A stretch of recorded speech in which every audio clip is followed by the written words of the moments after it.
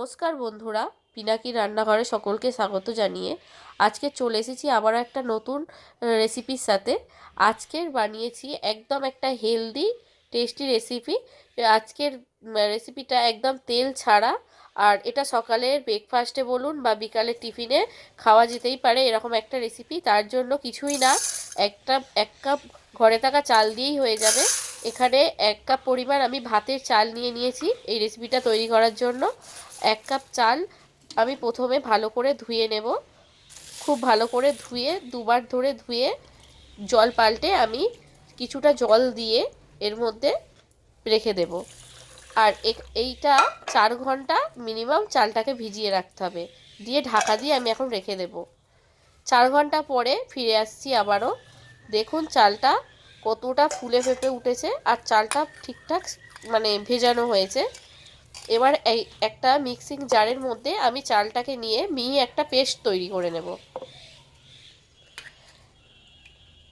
চালটা দিয়ে চালের মধ্যে অল্প পরিমাণ একটু জল দিয়ে আমি মিহি পেস্ট তৈরি করে নিচ্ছি।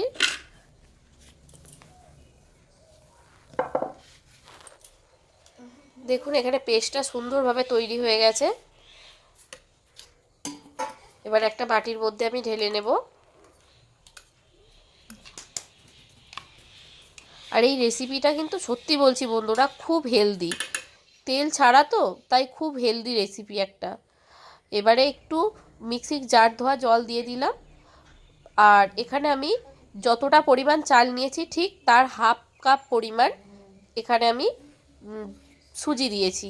সুজিটা আপনারা মোটা দানার বা ছোটো দানারও দিতে পারেন। আমি এখানে মাঝারি সাইজের যে সুজির দানাটা হয় সেটা দিয়েছি।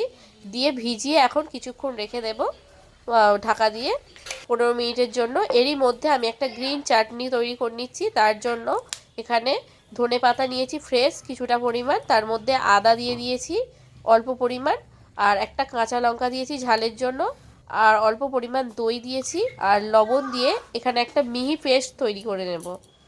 আর এই চাটনিটা শুধুমাত্র এই খাবারের সঙ্গে না, আপনি কোনো পরোটার সাথেও খেতে পারবেন। দারুণ খেতে লাগে এই চাটনিটা।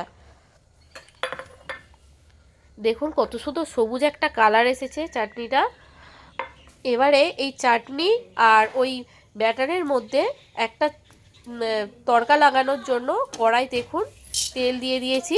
কড়ার মধ্যে সাদা তেল দিয়েছি 1 চামচ, তার মধ্যে 2 চামচ পরিমাণ ছোলার ডাল দিয়ে দিলাম, আর এখানে কিছুটা পরিমাণ কারি পাতা দিয়ে দিলাম, আর অল্প পরিমাণ সর্ষে দিলাম। সামান্য একটু ভেজে নিয়ে আমার তড়কাটা রেডি হয়ে গেছে। এবারে আমি তড়কাটা কিছুটা কিছুটা তড়কা আমি ব্যাটারের মধ্যে দিয়ে দেব, আর কিছুটা আমি চাটনিতে দিয়ে দেব।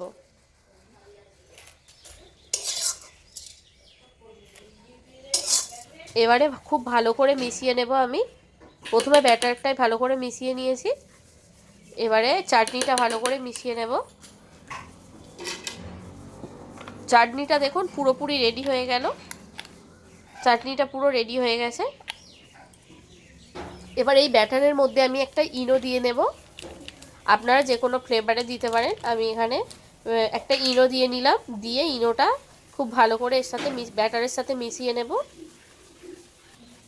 আর এখানে খুব জোরে কিন্তু মেশাবেন না। আর এবার যে ব্যাটারটা আমি যার মধ্যে ভাপাবো সেই থালাটা আমি একটু প্রথমে তেল দিয়ে ভালো করে মাখিয়ে নিলাম। এবারে ব্যাটারটা আমি ওই থালার মধ্যে ঢেলে দেব। পুরো ব্যাটারটাই ঢেলে দিলাম। আর আমি গ্যাসের মধ্যে একটা কড়াতে কিছুটা জল দিয়ে আগেই ফোটাতে দিয়ে দিয়েছিলাম। এবার ওখানে একটা স্ট্যান্ড দিয়ে যে ব্যাটারটা থালার মধ্যে ঢেলেছিলাম সেই থালাটা আমি কড়ার মধ্যে দিয়ে দিলাম। দিয়ে একটা ঢাকা দিয়ে 15 মিনিট আমি এটাকে ভাপাতে দেব। 15 মিনিট এখন ভাপাতে থাক। আমি 15 মিনিট পরে ফিরে আসছি। দেখুন 15 মিনিট ভাপিয়েছি, কত সুন্দর কালার এসেছে দেখুন। আর এটা পুরোপুরি সেদ্ধ হয়ে গেছে। আর এই খাবারটা খুব স্পঞ্জি নরম হয় একেবারে। এখানে ঠান্ডা করে নিয়েছি। থালা থেকে তুলে নেওয়ার জন্য আমি এবারে একটা ছুরির সাহায্যে কেটে নিচ্ছি।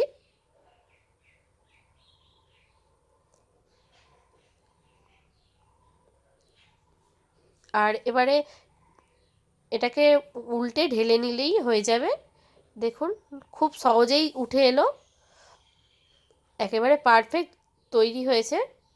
কতটা স্পঞ্জি হয়েছে আপনারা না দেখলে বুঝতে পারবেন না।